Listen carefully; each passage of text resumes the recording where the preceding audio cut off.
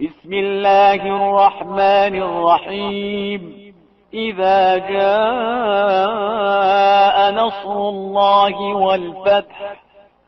به نام خداوند بخشنده بخشایشگر. هنگامی که یاری خدا و پیروزی فرا رسد. ورأيت الناس يدخلون في دين الله افواجا.